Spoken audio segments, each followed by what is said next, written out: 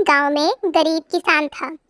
वो और उसकी पत्नी दोनों दिन भर मेहनत करके शाम को ही बमुश्किल अपने लिए खाना जुटा पाते थे। दोनों सुबह से खेतों में मजदूरी करते, सूखी लकड़ियां और पत्ते इकट्ठा करके बेचते, तब कहीं जाकर दोनों का गुजारा हो पाता था।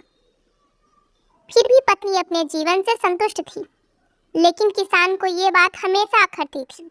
उसे अपने दोस्तों और रिश्तेदारों का जीवन देखकर बहुत बुरा लगता था। वे आराम से जीवन गुजार रहे थे। एक दिन किसान की किस्मत पलट गई। जंगल में लकड़ी लेने गया किसान काफी आगे तक निकल गया। जंगल के बीच में उसे एक गुफा दिखाई दी। गुफा में अंधेरा था। वो जैसे तैसे हिम्मत जुटाकर गुफा में दाखिल हुआ। जब वो अंदर गया तो उसकी आंखें फटी की फटी रह गईं। अंदर एक पूरा खजाना था। उसने खजाने पर कब्जा कर लिया और गुफा को मिट्टी, पत्थर और पेड़ों के पत्तों से ढक दिया। फिर बैलगाड़ी से धीरे धीरे सारा खजाना अपने घर ले आया। पहले तो थोड़ा धन देखकर उसकी पत्नी बहुत खुश हुई, लेकिन जब किसान रोज गाड़ी भरकर धन घर लाने लगा तो पत्नी ने उसे रोका, समझाया कि इतना धन इकट्ठा करना ठीक नहीं। जितने धन में हमारा जीवन आराम से कट जाए, आप उतना ही ले आए। लेकिन किसान के सिर पर धन की धूल सवार थी।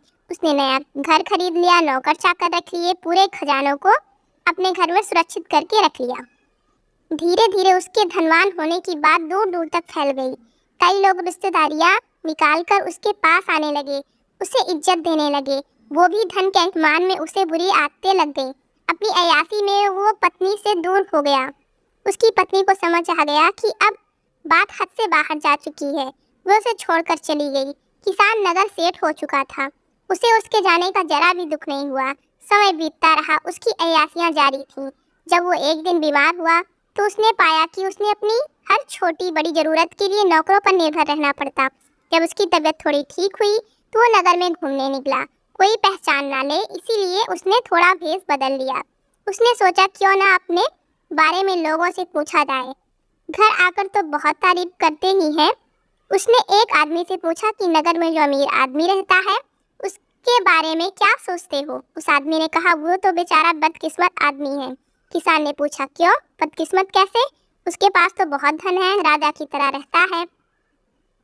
वो आदमी बोला, भाई, जब वो गरीब था तो उसकी पत्नी उसकी पूरे समय साथ रहती थी। वो बहुत समझदार और भली थी। गरीबी में उसको पूरा साथ देती थी, पूरी मेहनत करती। लेकिन उस किसान के पास बहुत धन आ गया तो पत्नी उसको छोड़कर चली गई। ना घर में पत्नी है, ना बच्चे हैं।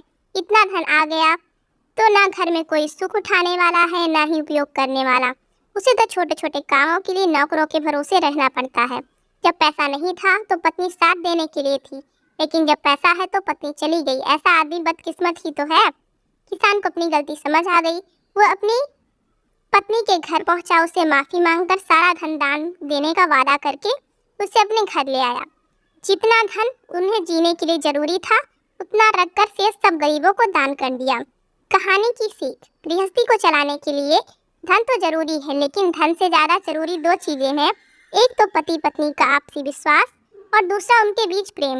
अगर ये दोनों चीजें नहीं है तो धन होते हुए भी उनका सुख नहीं भोग सकते हैं।